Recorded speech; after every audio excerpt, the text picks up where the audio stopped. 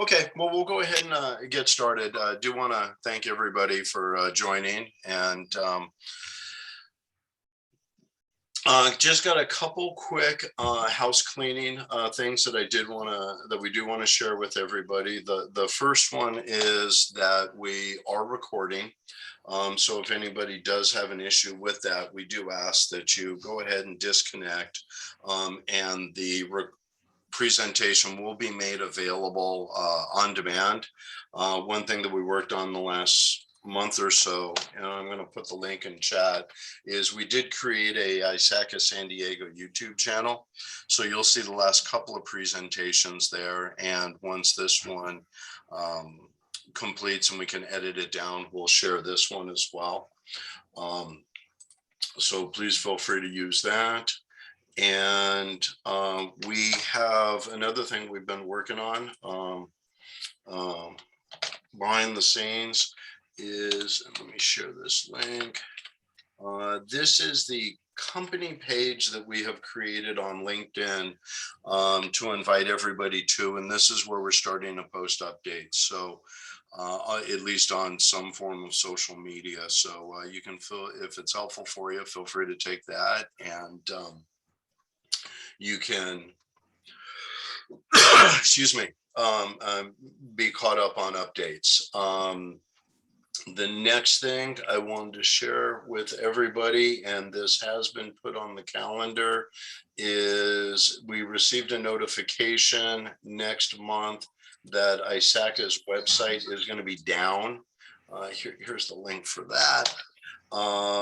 From September 8th through the 14th.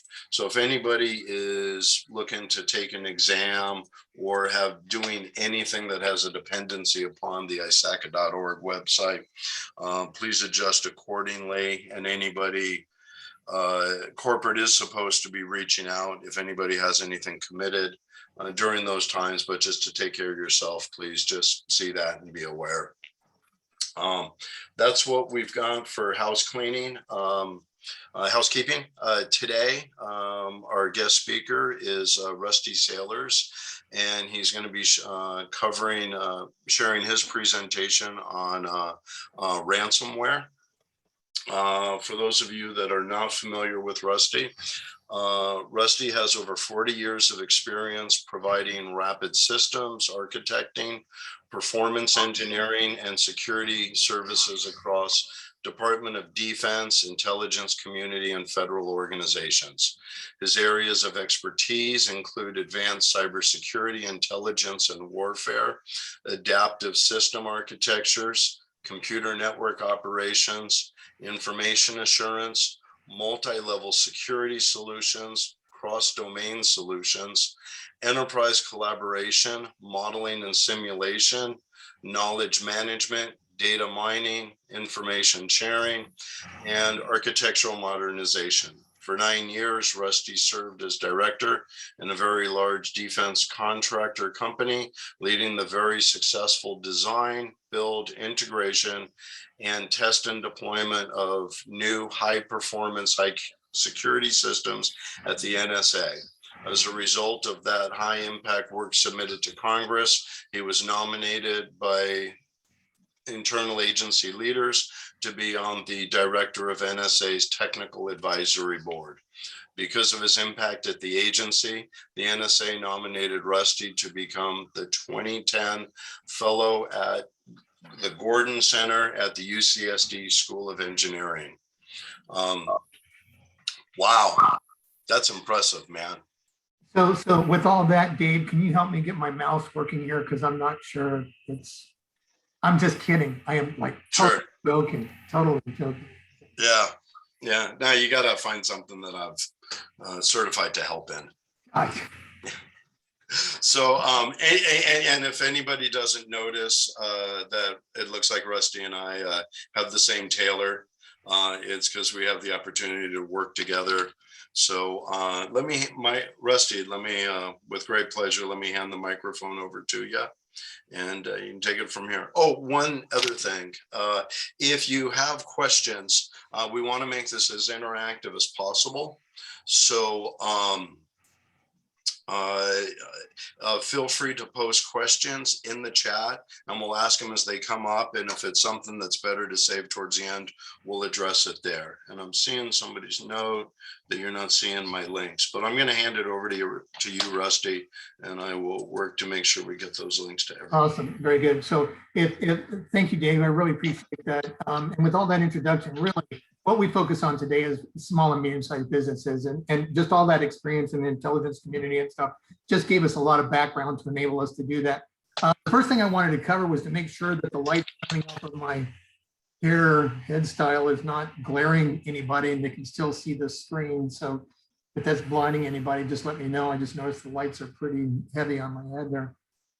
Hey, you know, we've prepared this presentation now and presented it for a lot of different kinds of organizations, and most recently healthcare organizations, an emergency response team for health organizations. And so because it's just this onslaught of what's happening here in the United States and across the world, but an enormous number of attacks here in the United States. We'll talk a little bit about that. So everybody wants to know, well, what is ransomware? Well, why is it different than regular malware? And then what do I do about it, right? I mean, is there anything that I can actually do? I mean, doesn't my current protection stuff protect against ransomware? And so we'll cover that as quickly as we can. And having done this a couple of times, I'm going to try to speed it up because it does take some time. But as Dave said, the presentation will be available to you. You can look at it afterwards. So if I'm talking a little quickly, it's just to honor your time for being here today and trying to get through the information. What we're really going to talk about, though, is what you don't want to see is that. Whoa, what is that? This is what you don't want to see. This is a ransomware notice that pops up. This is WannaCry, want to decrypt. And so it's like, well, what happened to my computer? And they're going to let you know. And can I recover my files? And they'll let you know about that. How do I pay? You may not know how to pay in Bitcoin. You know, this is enormous business. This is a multi-billion-dollar business. And, you know, some of these ransomware companies actually have help desk. So if you do have your files encrypted and you're having trouble getting them back, you know, just get a hold of their help desk and they'll help you get them back. That's actually legitimate. Now, as Dave has also presented before, you know, they're not all that way. And in some cases, you might pay the ransom, but what's the percentage, Dave, that you'll get actually get the decryption key, proper decryption key, like 20-something%? Yeah, it's 23%. Yeah, that's what I thought. So even if you play nicely, you know, the possibility is that you're just not going to get your encryption key. In the Wall Street Journal, we looked up some of these things that were happening on hospitals. And this is June of 2021, so it's pretty recent. And then Las Vegas got attacked, really wiped, you know, really knocked their medical industry down. Attack in Oregon, it shut down alerts that were being monitored for vital signs of patients in New York. They had a trauma center, and once they knocked that down, the nearest alternative was like 90 miles away. So, you know, you can begin to see that these people don't hesitate to attack people that are taking care of people, because the people that are taking care of people are very, very motivated to pay it and get back online so they can actually go there and serve people and save lives. There are just so many different things that have happened against the medical industry, and it has such a huge impact. And most of these are actually being tracked to what used to be called the Business Club. And it's now, they're calling them Ryuk after the signature software they use. But look right here, it's like they are the most prolific ransomware gang in the world. They accounted for 1/3 of the 203 million US ransomware attacks last year. And so if it's 1/3 of those, and you look at, well, how many attacks per day is that? Because a lot of people are thinking, well, it's this guy in the hoodie or whatever. So before, what did we say? How many attacks per day was that? 184,000 attacks per day, Dave? Is that what we calculated? Yes. Yeah. Sorry, I was muting myself. 180,400, I believe. Yeah. So, I mean, if you stop and think about it, you know, this is not the guy in the hoodie. This is a giant business. You know, think about your company trying to do 184,000, 180, whatever it was, 1,000 actions per day. You know, it's enormous. The scale is off the charts. And so don't think of this anymore as the guy in the hoodie or the woman in the hoodie. This is a huge business, well-funded, strong processes, strong software, strong support internally. It's really, and these guys collected over $100 million. Okay, so let's talk about what we're going to talk today. We'll do a quick introduction. We'll talk about what ransomware is, what can we do about it, because that's what everyone wants to know, and then some Q&A. And then I'm actually going to attach some resources that you can use to follow up after this briefing. Protecting Tomorrow, we're here talking. We do a lot of talks to throughout the community, high schools, elderly, just all sorts of different veterans organizations about protecting tomorrow by taking action today. That's what our nonprofit is all about. And we've been doing that since 2013 through Protecting Tomorrow. And if you ever want to get involved with helping to protect the community against cybersecurity and help us go through and educate people in the community, get a hold of us and become part of our organization and become another speaker about ransomware and other kinds of things that affect our communities. And then SSO is our commercial company that we work with. That's what Dave works with. Secure Smart Office through the acquisition of Dave's company and our company. We've been doing business here in San Diego for almost 30 years. We do a full range of IT services, but everything that we do in IT actually has the security built into it. We also provide security services independent if somebody loves their IT, internal or external. We do instant response. We do digital forensic services and all that kind of stuff. And we also do virtual CISO. And down here are some of the certifications that we have in our company. We're huge on training our people and getting the certifications that are necessary to get the job done. We're primarily a Microsoft house, and we go all the way from your Windows 365 all the way up to Azure, Windows 10 Pro, etc. So that's enough of what we do. But if you do need help, either in the nonprofit side or on our profit side, just let me know. They're getting more and more sophisticated, hackers. You know, they're just part of a multi-billion-dollar industry. They're attacking everybody, the enterprise level, the elderly, young people, small businesses, faith-based organizations, health. They have automated tools now. Don't, again, think of some way you're thinking, well, I have a company, they wouldn't attack me. If you're on the list of IPs, internet addresses that they have, they're just going to launch these automated tools against all of those companies. And if yours is on the list, you're going to get these kinds of small attacks. And if they find any sort of crack in there, they're going to launch another automated attack. And at some point, they might assign a person to go attack you. So put aside, oh, they're not going to attack me, I only sell tile, or whatever it is that you do. It doesn't make any difference anymore. You might think you're not a target, but the thieves don't really care if you think you are or not. You are. So anyway, they're taking everybody's hard-earned money, and they also use social media to do social engineering, which is incredibly simple. We do a lot of webinars on social engineering with the FBI and other organizations that we work with. And it's the easiest way to get into somebody's company. We need something, this is why we're working on education in our communities. We need to change things in our communities, the way that people behave in order to fight this.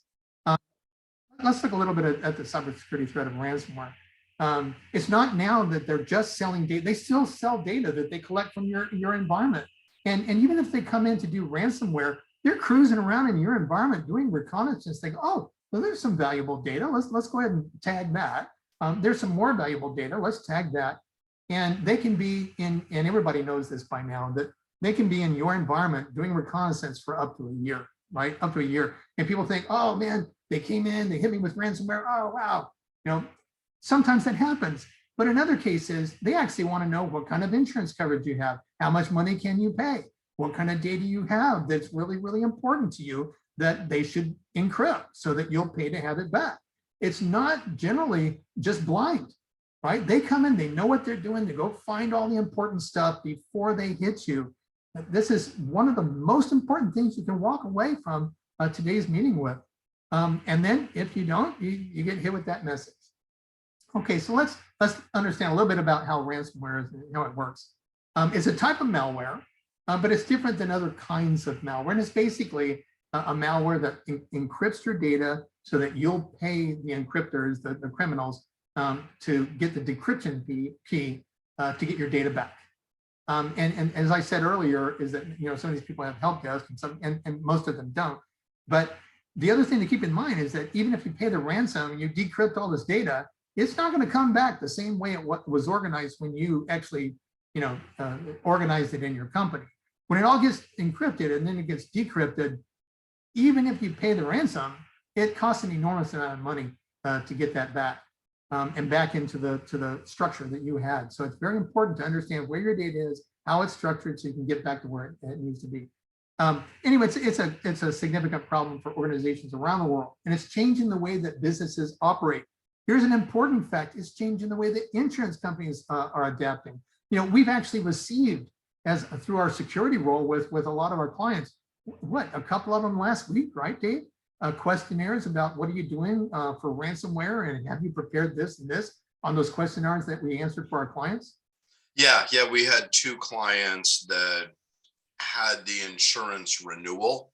So as we were going through the form, not only was that, but we were able to compare them against last year's forms to see how much more information and how much the insurance companies raised the bar on their expectations. So over the last few years, we've been saying, hey, look, it's going to affect your rates. Well, now they may choose not to cover you. And in some cases, the insurance company may choose not to pay, right? So if you do become a victim of ransomware, you can have temporary or permanent data loss.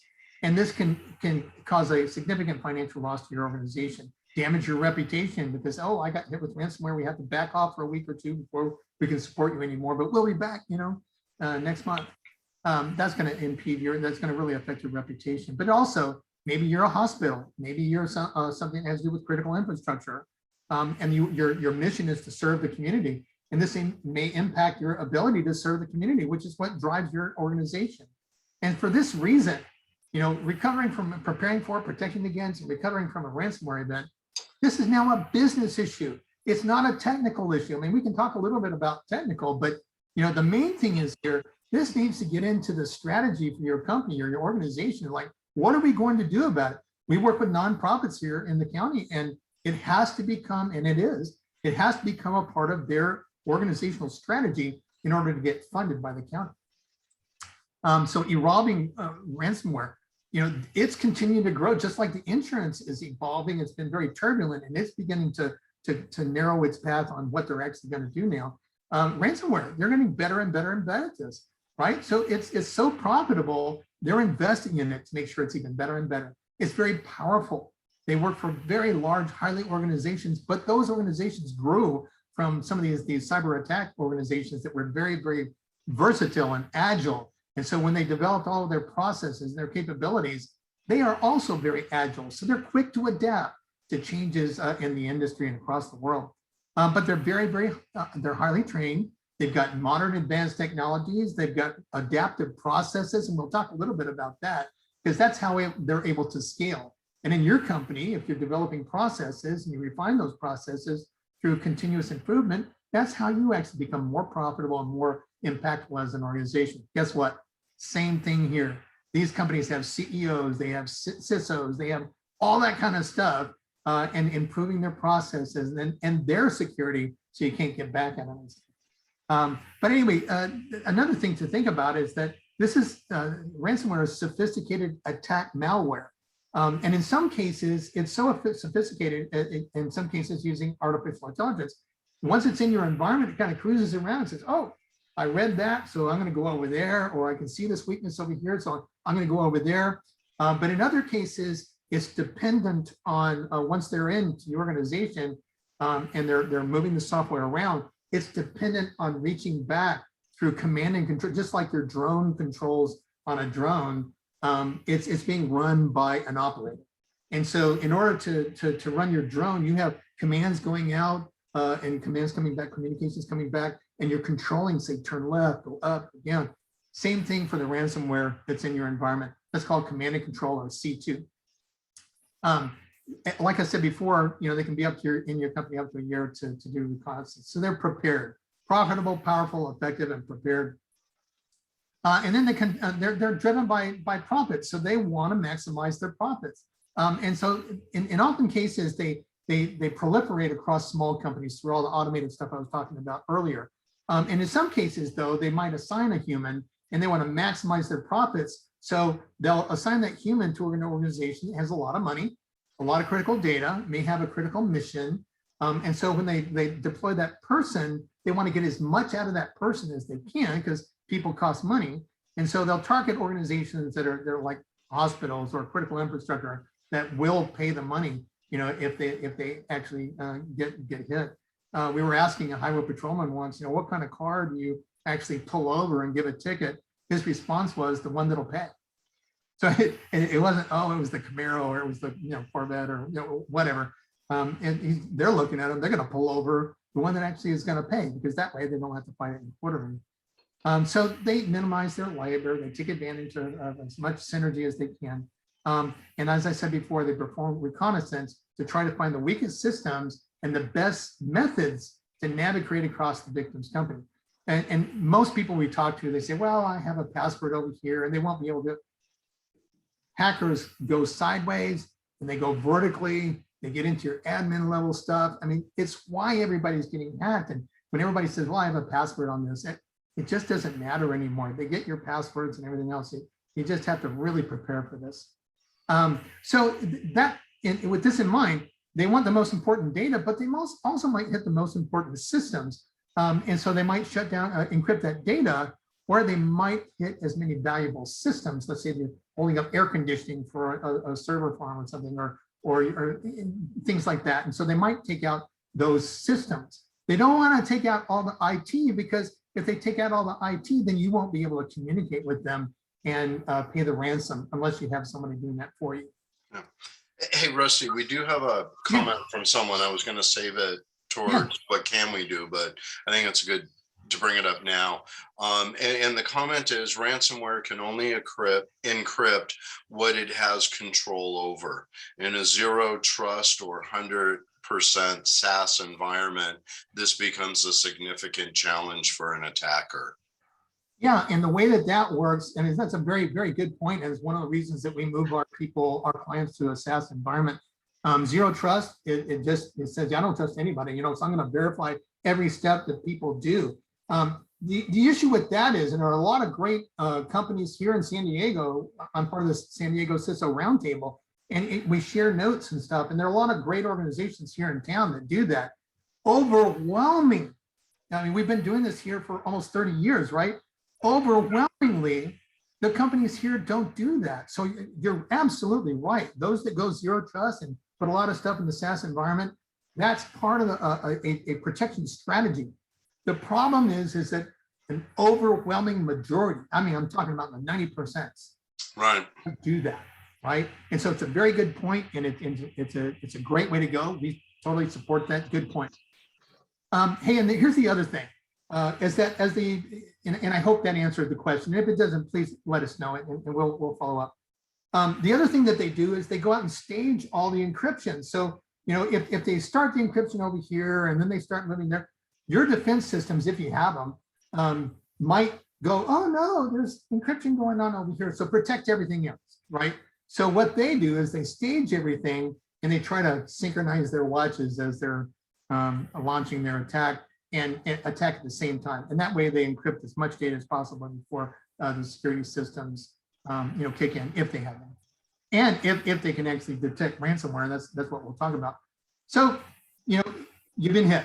And so the first thing people notice is that they can't access data that they normally use. And here's another thing, is that one of the ways that they keep you from being able to use the data is they change the file extension on the type of file it is. So instead of being a .doc, it might now become a .mrj or something.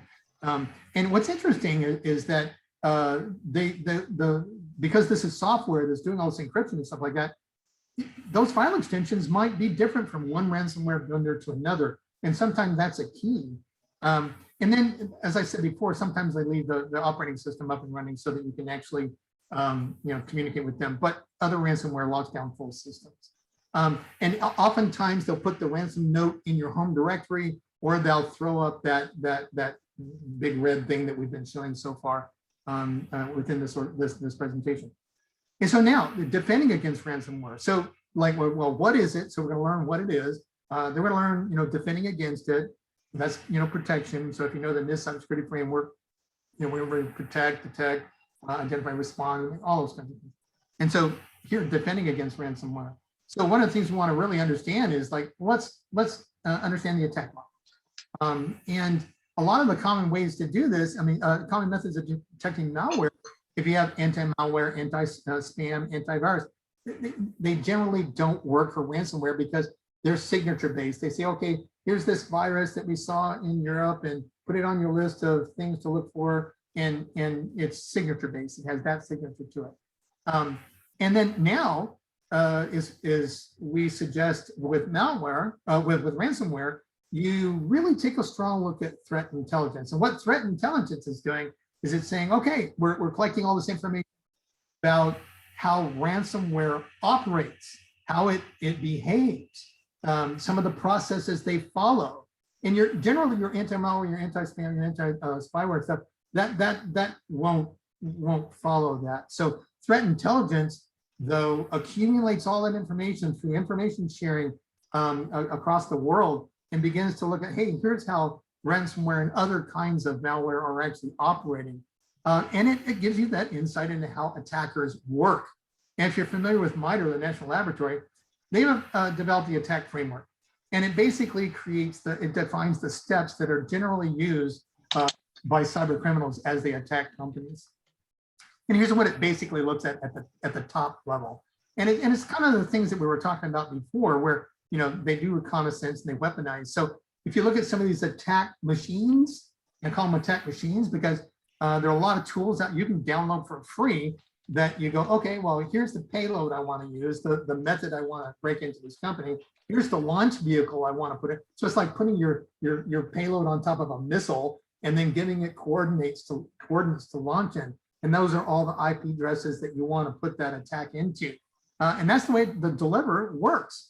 And once that payload gets delivered to the company, it exploits and takes control, and then it goes and executes its mission.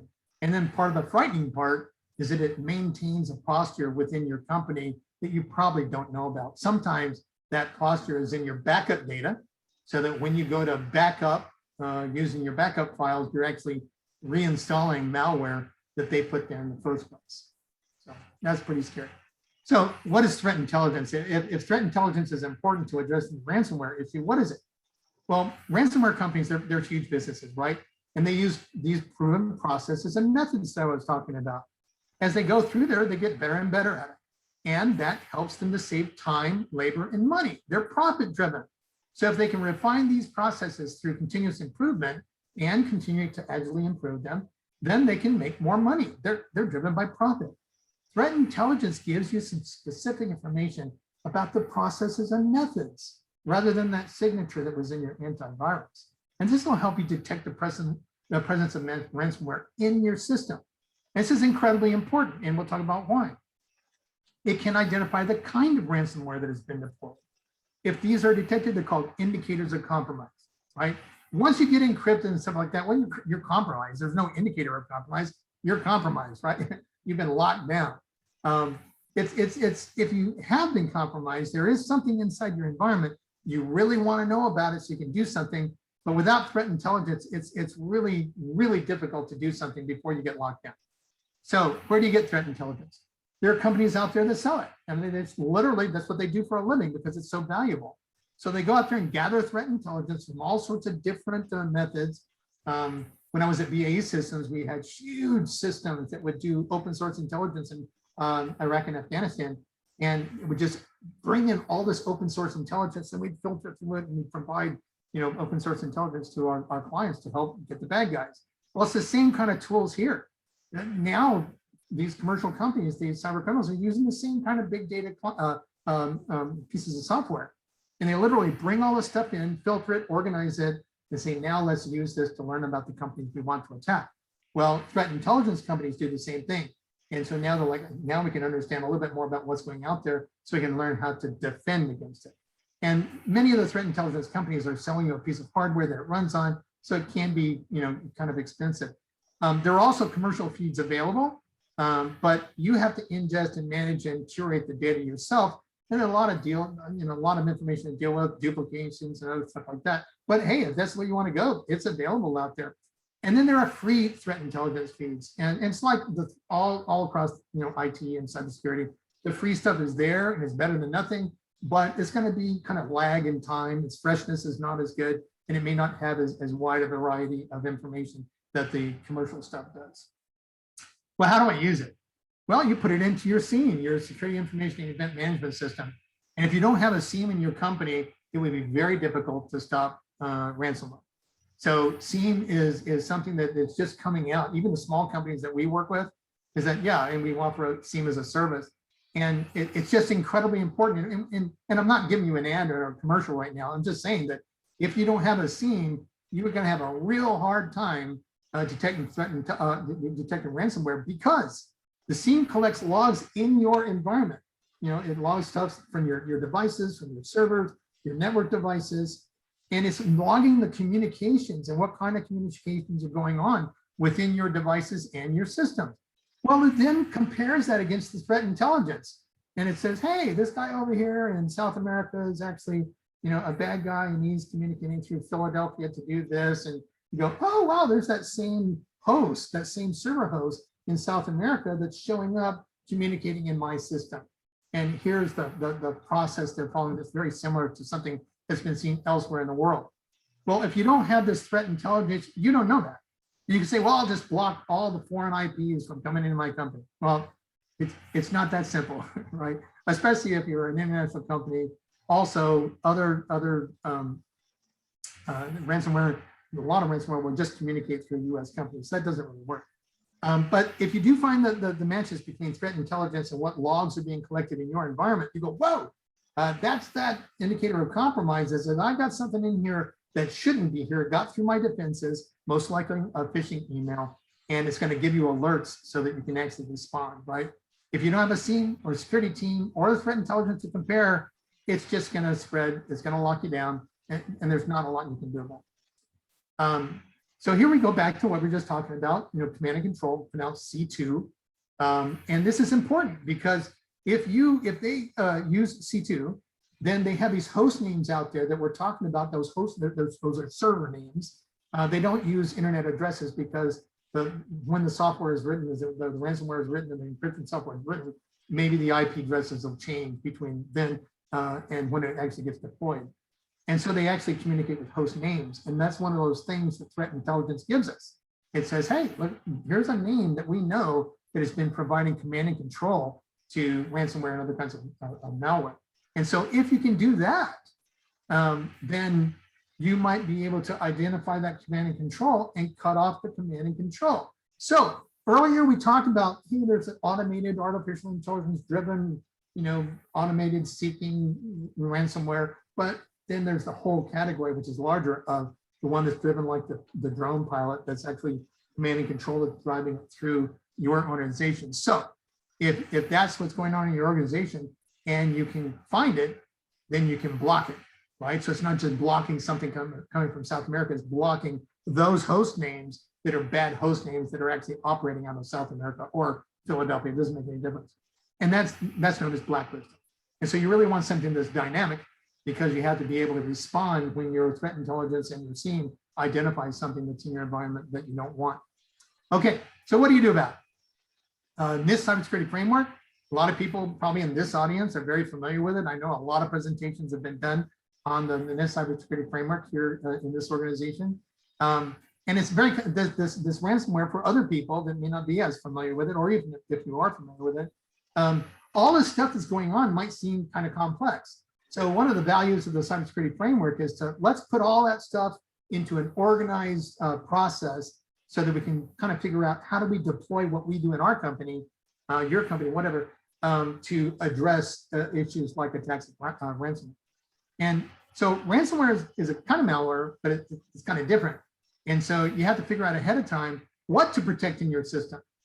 And at the end of the day, though, you know, it's probably going to get through your protection. So you do everything you can to protect, but you still have to prepare for the event. It's probably going to get through. If you're a real strong target for them, they're going to get through. It's just going to. So with ransomware being the way it is, and as complex as it is, it's like you have to detect something in your system you might not understand, but it's going to cause you big harm. So, you know, you have to follow some sort of process, and that's what the NIST cybersecurity framework is all about.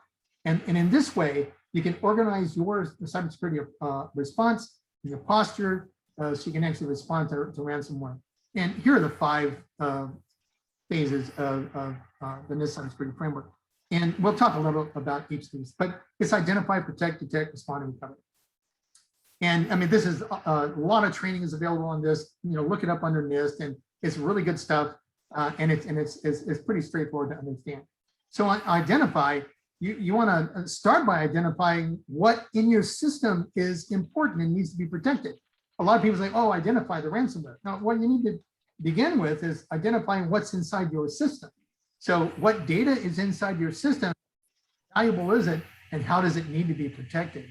And we have something called the 5-point security framework, which maps to the CIS 18 and the cybersecurity framework. And I mentioned this because our 5-point security IT framework actually starts with 5 points, and it begins with inventory. And the whole thing about cybersecurity is that you need to know what you have, because if you don't know what you have, you can't protect it. And people say, I mean, we've done this hundreds and hundreds of times, and people say, well, I've got a hardware inventory, and we look at it, and it's an Excel spreadsheet or a Word document, and the last time it was updated was about 6 months ago. And people come and left, and it's not a proactive, digital, accurate, and current inventory. As a result, anything that's not current and accurate is not going to be protected. You see what I'm saying? So it's incredibly important to develop a proactive, current, and accurate hardware inventory. Once you know what hardware you have, then you can decide, define what kind of software is running on it. What's the legitimate software? So you can identify the non-legitimate software. And that's not just malware, but it's also unlicensed software that can put you at risk in your company. And then once you know what software is running on that hardware, you've got a good inventory of hardware, a good inventory of software, then you need a data inventory. And the reason data inventory is so important is because that's what you're protecting. That's what you're using to get your job done in your company. And Dave, I'm sure that you can agree that as long as we've been doing this in San Diego, a handful of companies that we've worked with had a data inventory, right? Very, very few. Yeah. And so it's amazing because that's what you're trying to protect, and you can't secure everything at the same level because your really important stuff, you want to put really, really good security. The stuff you're going to post on your website, everybody's going to see it anyway, so it's just not that important. So it shouldn't be protected in the same way that your HR information and other kinds of client information stuff. Yeah, and on that, just real quick, even if we do find one that has some sort of inventory of the data, it's usually by department, not so much based on risk. Right. And now, we're out of the 90s, folks. We're now into the 2020s, and e-discovery and other kinds of tools that are there to help you manage your data. Microsoft 365 has data management tools in it, and it has data protection tools, data loss prevention tools and stuff. So it's not like, oh, I need to go out and buy this multi-billion-dollar security thing. Microsoft 365 has data loss prevention that helps you track your data and tag it so they can be properly protected. Okay, and the next thing you really want to understand is your credentials. Somebody leaves, they lock down a bunch of data, and you don't know how to get to it. And your admins are all using the same admin credentials and stuff. That's not good. And the last thing that you want, all of these have to be digital versions. So you can say, here's my hardware, here's what software is running on it for this person so that they can access that data to get their job done in sales or to get their job done in HR.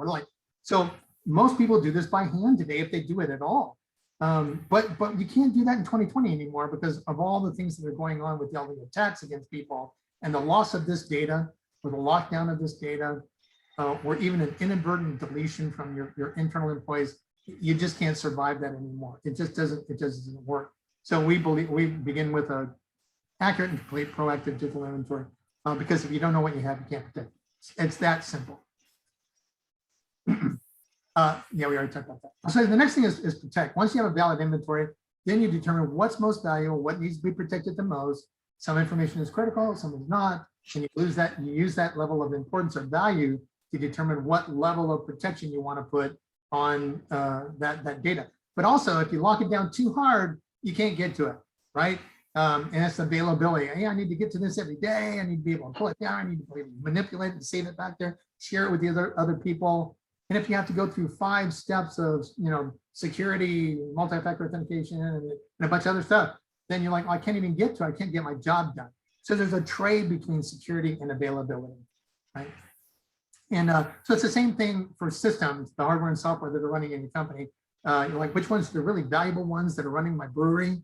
If my brew controls go down, I lose that entire thing of beer. It's going to really set us back for this month. So you have to protect those systems, and the local breweries do that. We've actually worked with them on cybersecurity. And then backups, they're the primary defense against ransomware. So backups are really important. And so you should really do these timely backups. And you might think to yourself, well, we do our backups at 2 o'clock in the morning every day. And so just realize that if people are working multiple shifts, then anything that's after the regular shift until 2 o'clock is going to get lost. All right, so you need to do timely backups, critical data, and then test that recovery. And people say, well, I don't have time to test it. And that's just really silly, because when you get hit with an incident, ransomware or any other kind of incident, it's the last time you want to be trying to figure out if your recovery actually works. So work with your IT department, your cybersecurity folks, and test that periodically. Just work it out with your team so you can do it with minimal impact to getting your job done. And then this other point right here about addressable space. You say, well, I back up to this USB hard drive. It's a 5 terabyte hard drive, and it's backed up right here. Well, it's backed up on your USB connection, and the ransomware will go, oh, there's a USB connection to a hard drive, and we'll go encrypt that. So whether you got a USB or a locally connected RAID, or those things are addressable. And if it's addressable, the ransomware goes, oh, there's an address I like, and it's going to go encrypt it. So you have to have something that's air gapped, something that's separate, so that the ransomware can't get it. And they might even just cut off those connections in different ways and corrupt those connections as such, so you can't back up. You can't access that backup. And then, like I said before, they might embed additional malware in your backups so that in the future, they're still there. So one of the things to do on protection is secure the human. All right. Generally, phishing emails, other kinds of things, USBs, that sort of thing. The people are the weakest. You can invest hundreds of thousands of dollars in security and then have somebody just kind of blow it away by plugging in a USB. We call the USB the atom bomb of the small company, because somebody plugs it in. So one of the things some people say, well, you can protect people from automatically reading a USB. You can. And it's one of the things that we do, but we just find out that so many companies out there just don't do that. So if somebody does plug in a USB or something like that, it's going to lock down their company, or clicks on a phishing email, or goes to a link. It's a blind link. It just happens overwhelmingly as the most effective way to get into a company, because it's much easier than breaking in other ways. Tricking people who've been around forever, right? Go ahead and eat that apple. Everything's going to be okay, right? It's just people have been tricking people since there have been people. And so now it's just they trick people into doing something in cyber. And that Prince of Nigeria stuff with the misspellings and stuff, that's all gone. They've got money. They know how to collect information on you so they can craft a very accurate email about you and the other people that you work with. I mean, just stop and think about it. If you go on LinkedIn, you look at somebody's LinkedIn profile and you see, oh, they have recommendations from these other people. And they're like, well, then you go look at those people and you find out what they're involved with. I've done this literally hundreds of times. And I send somebody something and they go, oh, cool, it's from Bob, and it's the company I used to work for. I haven't heard from Bob in a long time. And it's bob@gmail.com. They open it because they know Bob.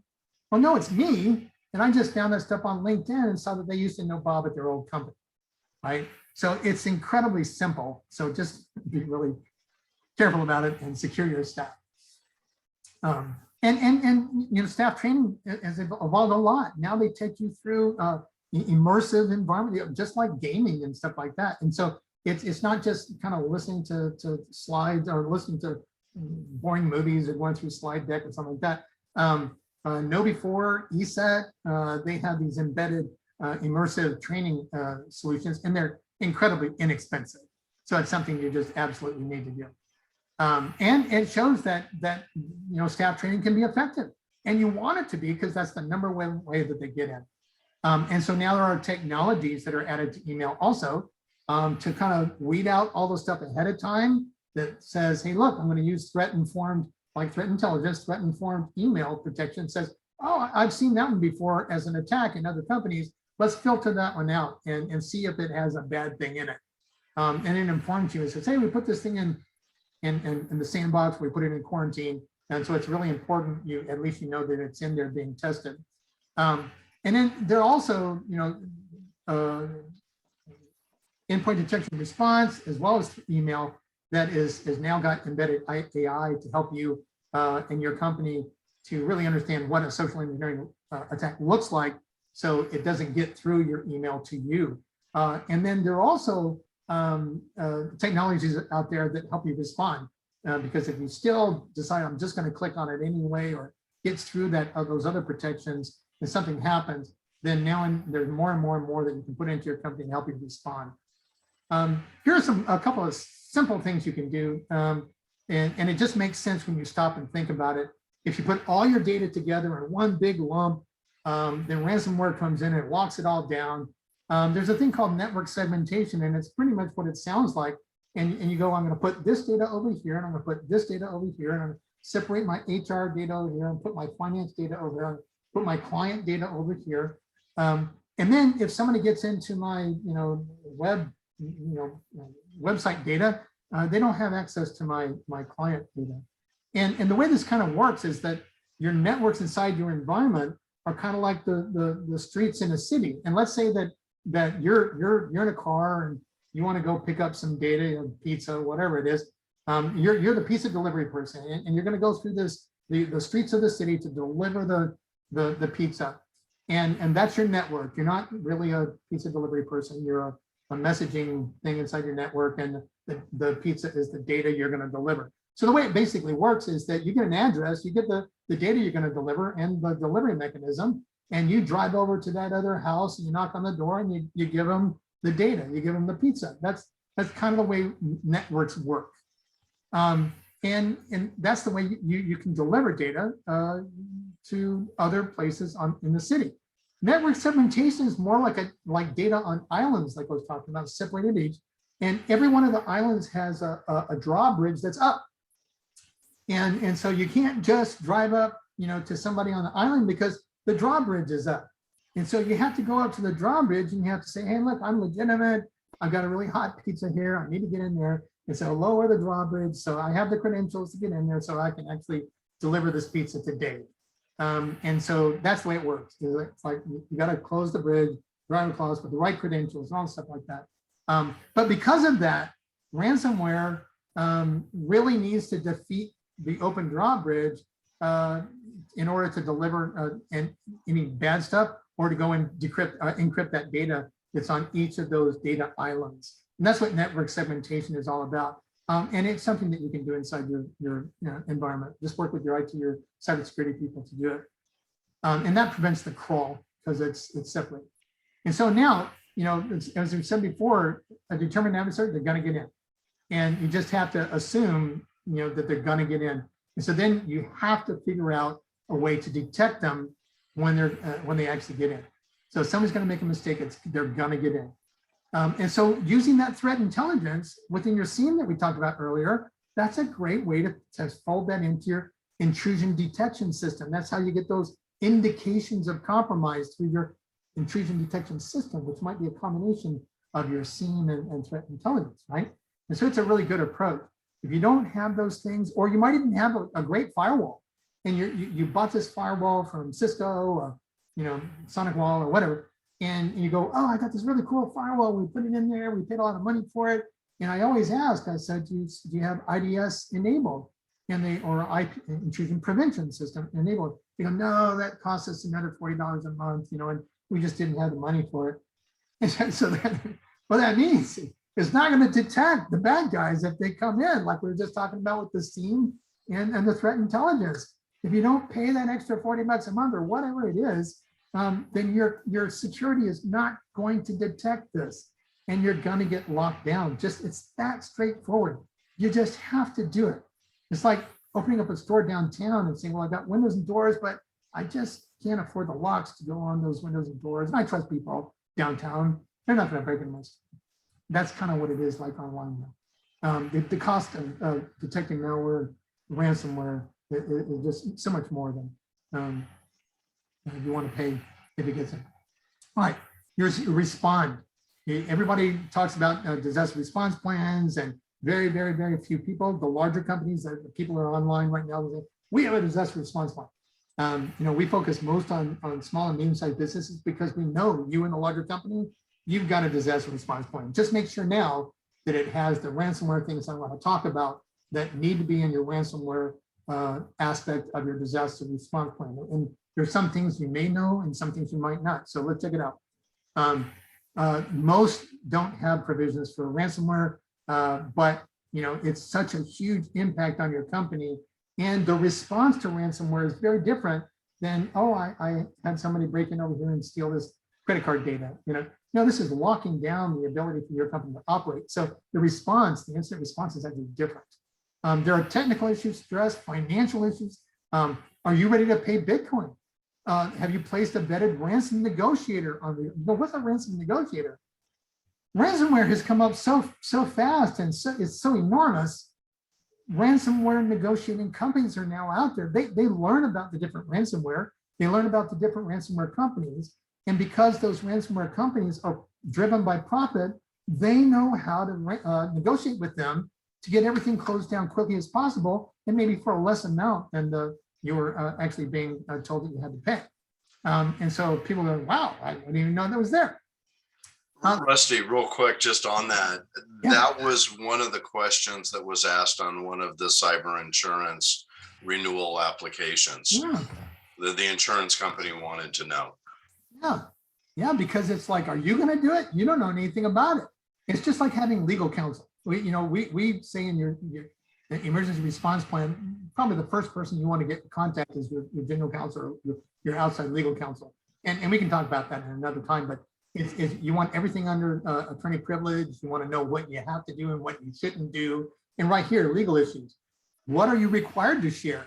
And what should you not share? Those are really important things that your legal counsel should be prepared to do. And again, get a good legal counsel ahead of time. Don't wait until you're locked down or in another cyber incident to figure out who to use from a legal perspective. And then there are regulatory issues and privacy issues, especially the CCPA here in California. There are business reputation and public. Who's going to talk to the press? How are we going to manage our reputation if something like this happens? And in some of the cases, some of the giant companies that got hacked, they were back up and running almost at full scale within a short amount of time. And they still had almost all of their clientele. How did they do that? Well, some of the companies said, look, we're going to get attacked and they're going to get through, but we're prepared and we'll get back on track as quickly as possible. So that in and of itself is business reputation management, right? We're telling you right now, it's going to happen because we're a valuable company. People want us, and because your clients like you are important. Just letting you know it's going to happen. But when it happens, we're going to take care of it. We're going to get back on track. And then there are law enforcement issues, right? I mean, there are things that you got to let people know about. The FBI. We work with the FBI and the Secret Service, and just those are great people to get to know ahead of time. The San Diego FBI office is just get to know them. Join InfraGard, right? Which is free, and just pass an FBI background check. InfraGard, and you get alerts of all the different things that are going on. Stuff. InfraGard.org. I've been involved with Infra on the national level and on the local level. Is great organization. Okay, legal counsel, just like I was talking about, it's under attorney privilege. They should know what's going on with the breach in your state. The definition in your state might be different than in another state, and as well as the CCPA issues. They'll also be familiar with the time limits. They have to notify the government of a breach. A lot of your contracts say you are required to let us know. We've advised some companies here in town so that they can actually work with Fortune 50 companies. And those Fortune 50 companies say, if you're going to do business with us, you have to have these cybersecurity things in place. And you have to notify us if something happens within this amount of time. And so that's in your contract. And if you don't do that, you're in breach of contract. Here's one that I just want everybody to see. And it's in yellow so you can see it. Did you know that if you pay the ransom, U.S. Department of Treasury will fine you? Okay, so you get attacked, you get locked down, they say $5 million, you pay the $5 million, and the U.S. Department of Treasury will fine you. Why in the world would they do that? The Office of Foreign Assets Control, OFAC, considers you to be funding enemies of the United States to perform additional attacks on other U.S. companies if you pay them the ransom money. It's just like, oh, okay, well, I have this money going to the back door to Al Qaeda, or I have the money going to the back door to some other, attack organization, whatever. Yeah, the U.S. government doesn't want you doing that. They don't want you to fund the bad guys. Well, you didn't stop to think about it. Paying the ransom is actually paying the bad guys to go attack other people and make those processes and attack methods even better than they were before. The good news is they can actually waive those fines if you cooperate with the FBI to help them learn more about attackers. And this is where that valuable threat intelligence can come. So it's really important to really understand all that kind of stuff. Technical, or that network segmentation that we talked about, cut off the C2.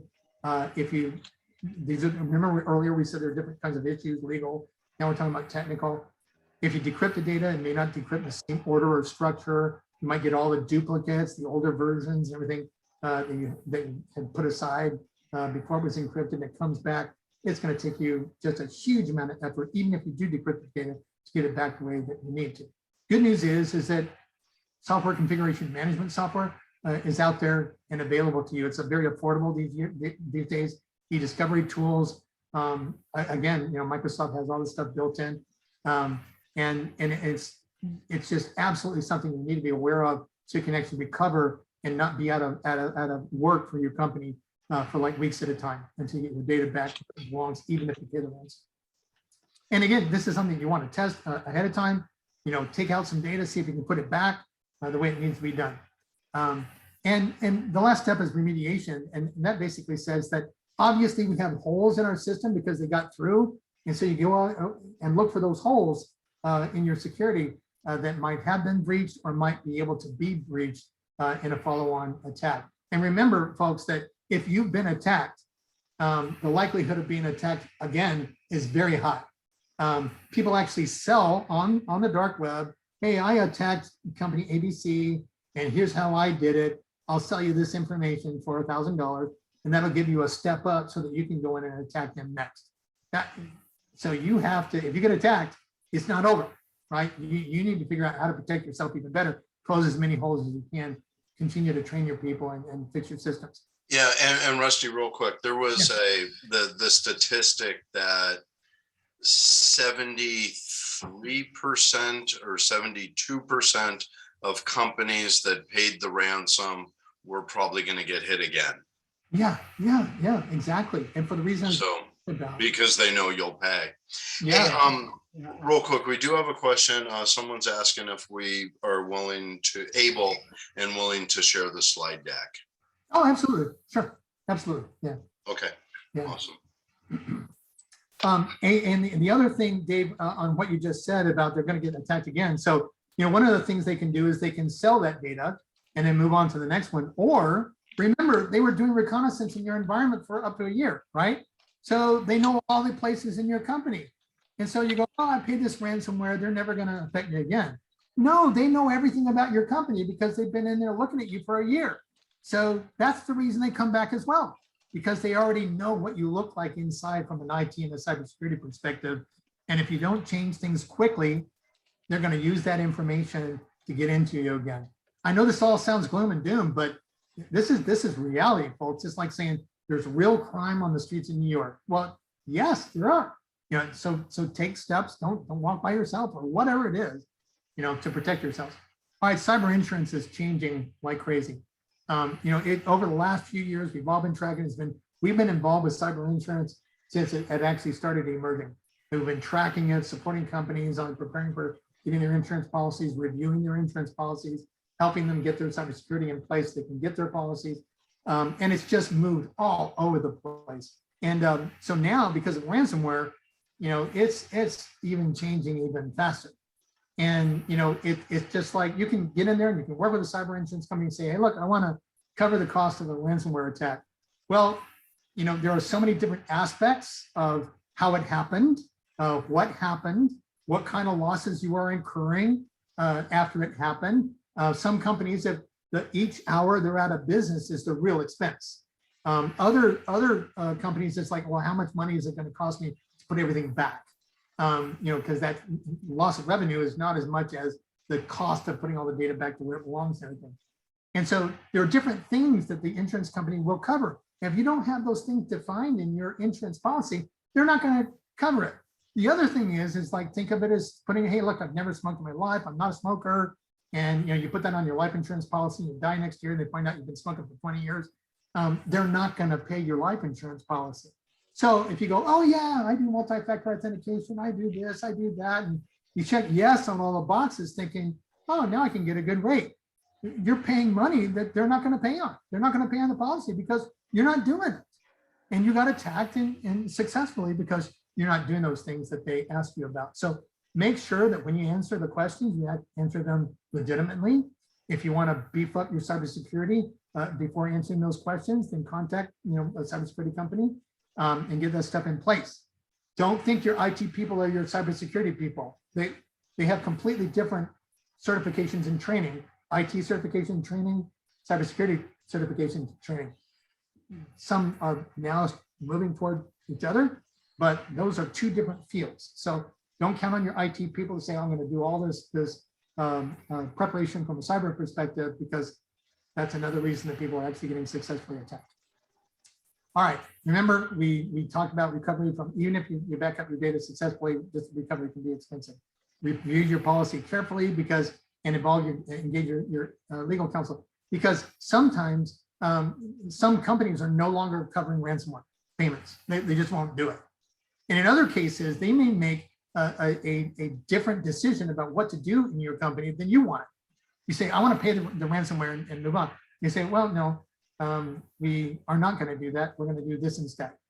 And you're like, well, I don't want you to do that. And then, well, we're the insurance company. We're the ones with the money. And so we're driving. And then the next thing you want to know is that the post-incident investigation, closing up all those holes afterwards and trying to find out what was the root cause for this? How did they get in? How do I block all that stuff so that I don't get attacked again, as Dave was talking about? But a lot of times the cyber insurance companies are not going to pay for that. And if you don't take care of it, you don't close all those holes, might even require penetration testing or something to make sure that you got them. But they're not going to pay for that. And penetration testing and closing all those holes is really, really expensive. So you gotta figure out how you were attacked so you can actually fix those holes and find any other malware that might be inside your environment. And it's a very expensive thing. We always tell people, it's like, let us protect you ahead of time, because coming in on an incident response team, that's the emergency rate, and it's very expensive for all cybersecurity companies. All right, so the ransomware negotiator, they might be able to make a great difference for you, right? Because the ransomware companies, they're profit driven. They're looking for the biggest return in the least amount of time so they can move on, right? Because even negotiating, even trying to get that money from you takes human time, and human time costs them money. So they want to get at it as quickly as possible. So like any other any other negotiator, they can actually help you get out of the situation faster, maybe, and for less ransom than you would have tried to negotiate on your own. Because think about it. Everybody who's on today, are you prepared to negotiate with a ransomware company? I just don't know too many people that are actually there. And do you know how to pay in Bitcoin? You're like, oh, I got them down to 2 million. All right, pay. Bitcoin, I don't know. So you're not prepared to do. So, and again, it's like everything else on your emergency response plan, your incident response plan, do this ahead of time. Trying to find a legitimate and well-respected ransomware negotiator doesn't happen at the very last minute, right? So you need to make sure that you go in and you vet them ahead of time, get the right reputation, and somebody has the right kind of experience. You need to do that ahead of time, not while the incident's going on. Okay, and finally, there's recovery. And it's just like we were talking about. This is the last stage of the cybersecurity framework. We've probably got just a little less than 5 minutes. Yeah, and we're right here at the end. Right now, awesome. You need to go through this post-incident investigation to figure out what happened, finding those vulnerabilities, locking them up, look for additional malware. It may even, law enforcement will actually, the local FBI company organization will actually ingest your logs for you and try to find bad stuff in those logs. They'll do that as a free service for you. We have a world-class team here. You know, get involved with infraguard.org. San Diego is one of the top organizations, top chapters in the country. The way that Recover works, you might come into safe mode, so you can actually get your company back up and running, but you're not in full operational mode. You're not back to normal operations until all these things are taken care of, because it might put you at risk, and it might put your clients at risk, it might put your employees at risk if you don't get these things resolved before going back to full normal operations. And so you need to make sure that you document what happened so that you can improve your own environment, so that if you do get attacked again, you'll be able to ward it off and respond a lot better than you did before. And if you don't do that, if you don't document what you learned and change from what you learned, you're just going to get attacked again, and they're going to be successful, just like we were talking about. So, summary, it's a huge business. It's getting more and more sophisticated and effective. You got to develop a response specifically for ransomware. Starts with a proactive, accurate, current digital inventory. Digital meaning you can tie it with the other inventories, digital, using automation and software, so that you can tie those 5 aspects together: hardware, software, data, credentials, and people. Test it periodically, train your people. Again, ESET training, know before training, very affordable. Threat intelligence into your SIEM, list of emergency response contacts, legal, law enforcement, ransom negotiator. Become familiar with the 5 phases of the NIST cybersecurity framework. Here's our contact information. Protectingtomorrow.org is our nonprofit. You can reach me there at that email address. If you want to reach us at our commercial company on the website, that's SSOWOW.com. And here are some resources that you can use: the Modern Attack Framework, NIST Security Framework, Cybersecurity Ransom Framework from NIST, InfraGuard, CISA Ransomware Guide, our 5-point security IT framework, and Protecting Tomorrow. Last, this is what our 5-point security IT framework. You go from inventory, governance, budget, technology, and process. But anyway, questions? A lot of the questions got covered as we were going through, at least the ones that I have received. The one that I haven't had a chance to touch on was Henrik made a follow-up note that best ransomware protection is to do the simple things: separation of duties, least privilege, email hygiene, etc. Yeah. If you folks are not familiar with the CIS 18, used to be the CIS 20, the version 8 kind of consolidated some of them and restructured, what I think is really great. It made data more important than it used to be. They added email protection in browsers. But if you don't know the CIS 18, just Google it. CIS 18. Many of those things it tells you to do are written in English in the Center for Internet Security 18 critical security controls. Yeah, and I couldn't agree with his comment and yours more, but we're still going to get off of this webinar, and it's a very, very high percentage of organizations that aren't doing anything proactive like this. It's true. And yeah, and that's really anything that any of us can do to help move that needle. Yeah, and unfortunately, people will hear that, like you said, they'll hear it, they go, "Wow, that's really important," and they'll get back to their day. But that's why ransomware is running prevalent. It's so effective, because people just get back to their regular jobs and they just don't do these things. Exactly. Yeah. No, hey, I think we're good, and we are just running out of time. So. Well, thanks for inviting me in here. Our nonprofit is just passionate about protecting the community. We do this all over the place. Just if you need somebody, to talk to your organization, elderly organizations, students, vets, women organizations, we're huge on doing that under Protecting Tomorrow. Yeah, no, hey, appreciate everybody taking the time to join, and Rusty, absolutely appreciate your time. This is fantastic information. Thank you very much. Absolutely. Cool. Okay, we'll let everybody go, and wish everybody a great rest of the day. Thank you. Awesome. Thank you. Thanks again, Rusty. You bet.